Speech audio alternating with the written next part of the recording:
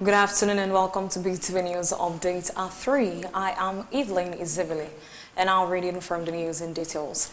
The Federal High Court in Abuja has discharged and acquitted suspended Deputy Commissioner of Police Abba Kwari of a 23-count charge of alleged non-declaration of assets. The case was filed against him by the National Drug Law Enforcement Agency (NDLEA). Abba Kwari was charged alongside his two brothers, who were accused of swearing a false affidavit to conceal the origin of certain properties. In his judgment, Justice James Omotosho held that the NDLEA failed to provide sufficient evidence to prove the case, which largely involved non-declaration of land properties. The court noted that ownership of land can be proven through traditional history, title documents, acts of possessions, or possessions by connection. The prosecution did not provide any documentation to show that the properties in Fountain Estates, Kasana, purportedly belonging to Ramatu Kwari were in fact owned by Abba Kwari.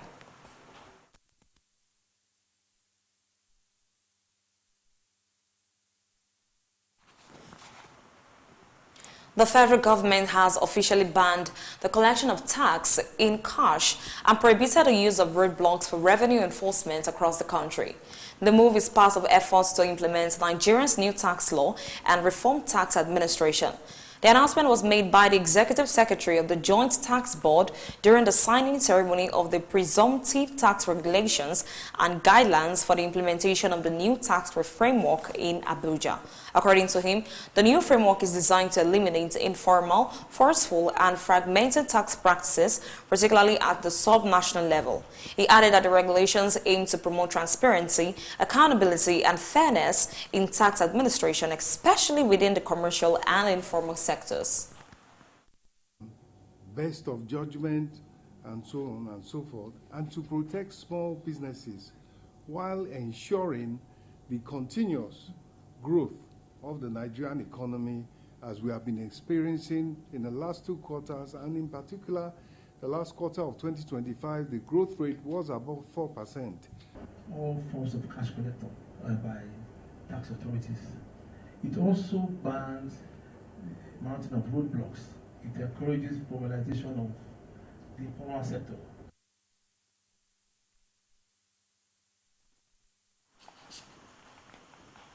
The Inspector General of Police, Olatunji Rilwan-Disu, has inaugurated an 8-member committee to examine issues surrounding state policing in Nigeria. The development came during his first formal meeting with senior police officers after his confirmation as the 23rd Indigenous Inspector General of Police. The report. The meeting followed the approval of his appointment by the Nigerian Police Council, which unanimously ratified his nomination before he was sworn in by President Bola Ahmed Tinubu. Speaking at the meeting, the IGP emphasized that leadership is not about position, but responsibility. He noted that the newly inaugurated committee would help provide recommendations on state policing as part of broader efforts to strengthen security and policing across the country. Our authorities derive not from merely status, but from public trust. Once that trust is weakened, our effectiveness is diminished. Under my leadership, professionalism, accountability, and transparency shall not be a slogan. It shall be a standard. We must be clear-eyed about our realities in an era of heightened public scrutiny and instant communication. Every action of the police reflects instantly on the entire police force. Olatunji Rilwan-Disu emphasized that authority within the police force must be exercised with restraint and responsibility. He noted that effective leadership in policing is not only about power, but also about accountability and discipline in carrying out official duties. The police chief added that respect for human rights remains fundamental to policing, stressing that officers must always uphold the rights and dignity of citizens while enforcing the law.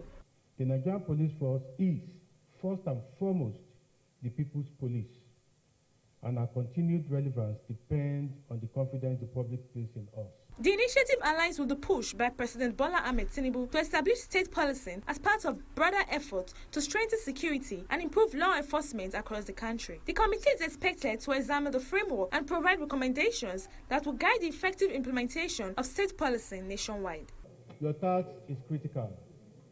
We want you to review the policing framework assess the feasibility and propose implementation strategies. Focus on structure, funding, training, and accountability. Your recommendations will shape Nigeria's security landscape. With this development, attention has shifted to the federal government's efforts to establish state policing structures. Naomi Ewere reporting from Beetv News.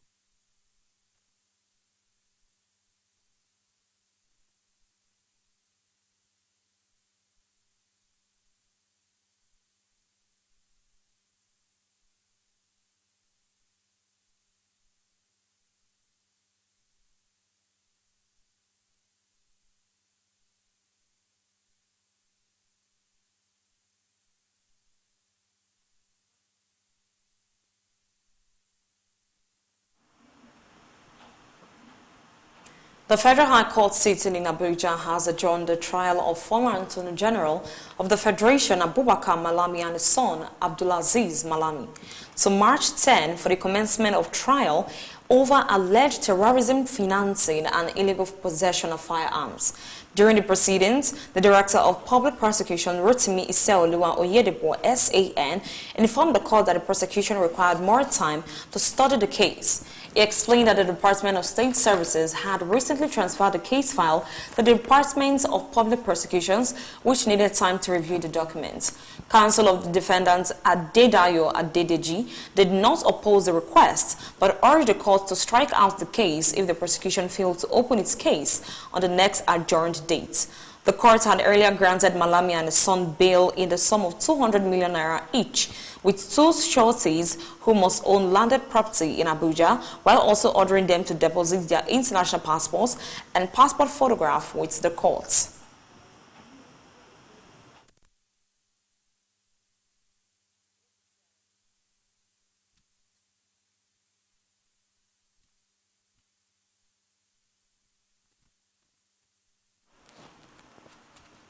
Members of the All Progressive Congress in Ogun State have been advised to carefully and wisely select the party's candidates for the 2027 governorship election. The guidance was given during a sensitization program organized for APC members in the Ogun East Senatorial District. The event, attended by members of the Beetv movement and other stakeholders, aimed to unveil Boyega Isiaka governorship aspiration. Speakers emphasized the importance of choosing a candidate committed to public service and capable of serving the people effectively. They highlighted that GNI's decision to contest again after 3 previous attempts reflects perseverance, readiness for sacrifice, and dedication to service rather than personal gain.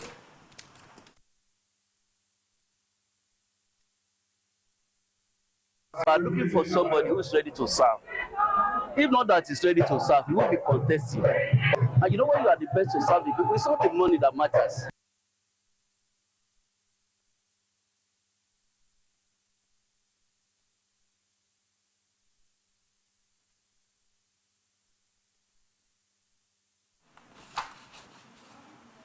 The Akwa Ibom State government has reported that more than 1,100 surgeries have been performed under its state health insurance scheme as part of its latest performance update.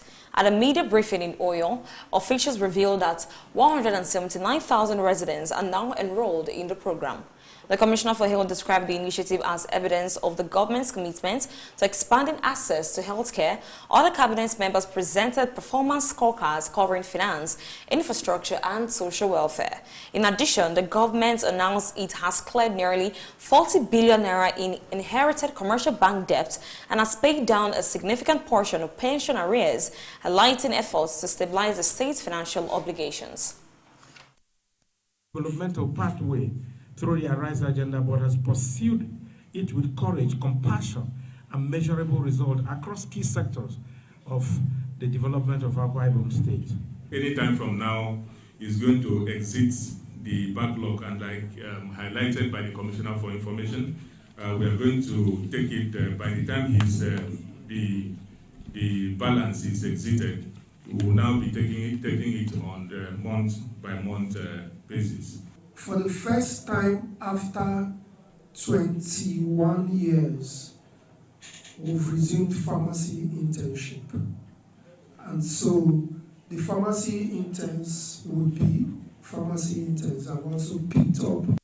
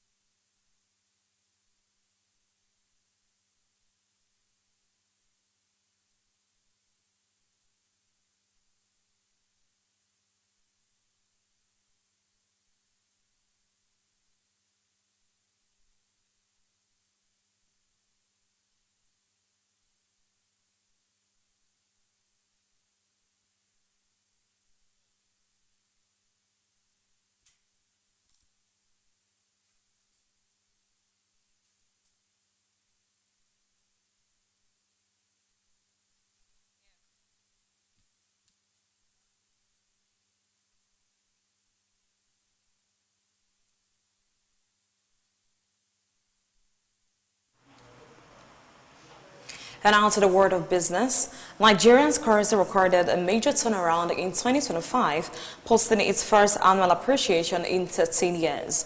According to investment firm Commercial Partners, the naira strengthened by about 6.87% against the United States dollar during the year, the report. The firm's 2026 Economic Outlook report noted that the currency opened the year at around 1,541 naira per dollar in the official market and closed at about 1,435 naira by December 31st, 2025. The improvement also helped narrow the gap between the official and parallel foreign exchange markets. Analysts attributed the recovery to reforms introduced by the Central Bank of Nigeria, including the launch of the Nigerian Foreign Exchange Code and the Electronic Foreign Exchange Matching System to improve transparency and interbank trading. Increased foreign exchange liquidity, higher external reserves, and renewed investor confidence also contributed to the currency's stability. The federal government says it is intensifying efforts to position Nigeria as a major industrial hub in Africa by unlocking a steel market estimated at $10 billion annually. The Minister of Steel Development, Shaibu Aldu, made the announcement at the Nigerian-German Economic Forum in Dortmund, Germany. According to the minister, the government is shifting its focus from exporting raw materials to building a value-adding industrial economy. He emphasized that Nigeria's large mineral deposits and expanding domestic demand offer a significant opportunity for long-term investors. Aldo explained that the initiative aligns with the economic agenda of President Bola Ahmed Tinubu aimed at promoting sustainable industrial growth. He noted that Nigeria is seeking credible partners willing to invest capital, technology, and innovation to strengthen the country's steel and mineral sector. NIPCO Gas Limited has announced plans to build 20 additional compressed natural gas stations across Nigeria to expand gas utilization and support the country's clean energy transition. The company's managing director, Najidra Verma, revealed the plan during a media briefing in Lagos. He said the project is part of the company's strategy to align with the federal government's post-fuel subsidy reforms and efforts to promote cleaner energy alternatives. Verma added that the expansion also includes the construction of major compression hubs with CNG model stations in Lekki and Ore nearing completion. These facilities will supply gas to Delta stations and industrial users, improving access to affordable CNG for commercial vehicles, transport operators, and private motorists nationwide. Naomi Ewewe reports from Beetv News.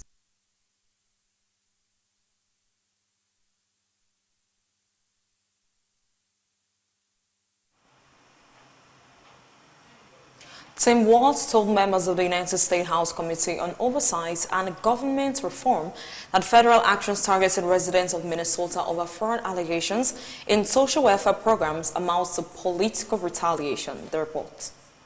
Appearing before the committee in Washington, the Democratic governor argued that Minnesotans had been unfairly targeted by federal authorities investigating alleged fraud involving funds meant for social services and aid programs. Walz said the federal government's action were carried out under the guise of combating fraud, but in reality singled out the state for what he described as political retribution. Walz told lawmakers that a surge of federal enforcement agents and aggressive oversight actions had disrupted ongoing investigations in the state and created fear in communities. According to the governor, the federal measures including immigration enforcement and financial scrutiny tied to welfare programs had complicated the work of state authorities attempting to prosecute fraud cases. Under the guise of combating fraud, the federal government has flooded Minnesota with masked, untrained, and unaccountable agents who are wreaking havoc in our communities. The American taxpayers have had enough. I think that's a fair uncharacterization. They want their taxpayer dollars spent wisely. We all support social programs. That's not a fair to the characterization. vulnerable, but if you're going to waste the money to fraudsters, then we have to stop and recalculate. We're not. We're putting them in jail when we can, Chairman. And some of these programs are crafted in such a way that there's a procedure to follow. And I'm with you. $1 is too much. I don't think there's a lot of difference here if you want to help us get at this. The question is it a sledgehammer or is it a scalpel? I understand there's no political upside. The hearing was part of a broader congressional investigation into alleged large-scale fraud in Minnesota's social service programs. Republican lawmakers on the committee have accused Walz and other state officials of failing to stop the misuse of federal funds. Committee Chairman James Comer said investigators were examining claims that billions of taxpayer dollars may have been lost due to inadequate oversight and delayed action by state authorities. One of the most prominent cases linked to the controversy involves the non-profit Feeding Our Future, which prosecutors say was part of a scheme that fraudulently obtained hundreds of millions of dollars from federal child nutrition programs during the COVID-19 pandemic. Dozens of individuals have been charged in connection with the case, making it one of the largest pandemic-related fraud investigations in the United States. Walz rejected accusations that his administration ignored warnings about fraud. He said the state had already prosecuted hundreds of cases and recovered millions of dollars linked to fraudulent activities. The governor added that Minnesota officials were committed to working with federal authorities to hold offenders accountable. However, Walz maintained that federal policies, including immigration enforcement operations and threats to withhold funding for programs such as Medicaid, were harming innocent residents and undermining efforts to address fraud effectively. The hearing highlighted deep partisan divisions, with Republicans pressing Walz over oversight failures, while Democrats argued that federal actions risk punishing vulnerable communities that rely on social welfare programs. The House Oversight Committee said its investigation into fraud in Minnesota's social service programs remains ongoing. Naomi Ewe reporting from Beetv News.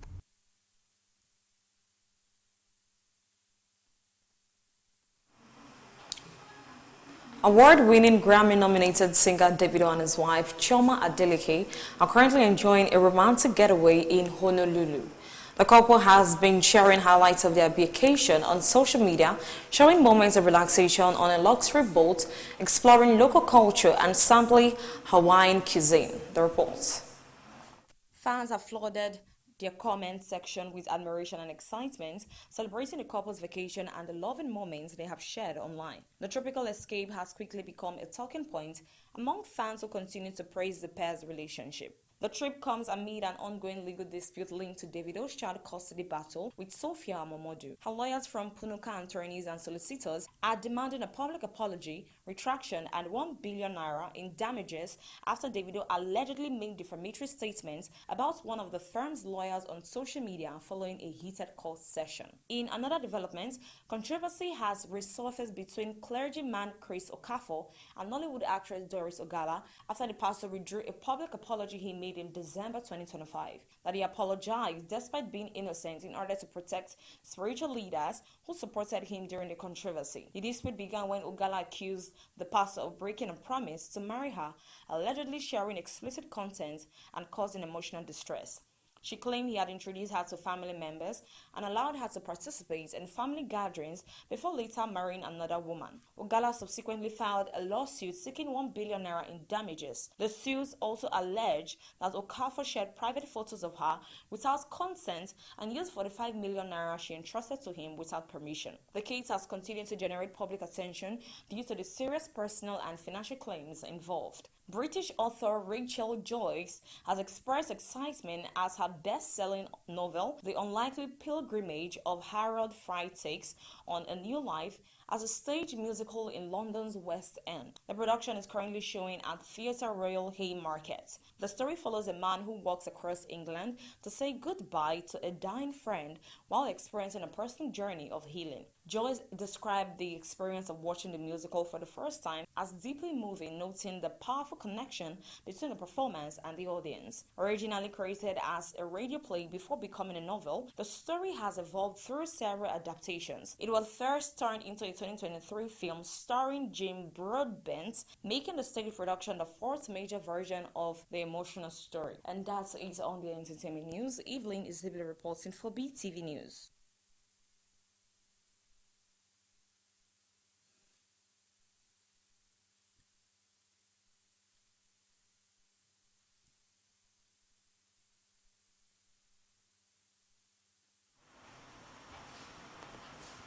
A total of 128 boxers, including 4 diaspora athletes, are competing at the Bra United Boxing Complex as Nigeria Open trials intensify ahead of the 2026 Commonwealth Games.